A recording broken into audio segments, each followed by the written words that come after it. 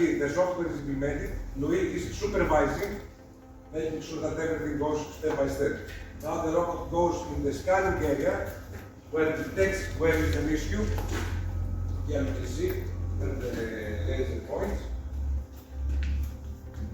Then moves closer to the position that where it can be engaged, and then starts to do the job.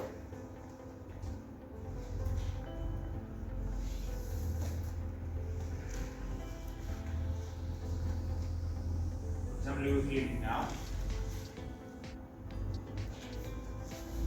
The dummy laser shows us how approximately will be the area that is going to be cleaned. So it's going to be even half of the area and return back to the home position. It's quite simple, but upstairs we will show you at the onset the video that we have actually.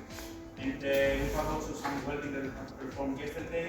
We have to take a good feedback from the guys in here. Told us it's quite good. And we also tried with some difficult areas full of cement, as you can see there. The results are quite good, but we have to improve it more. This is the reason also that we're here. So that's it, the entire flow related to the IRR.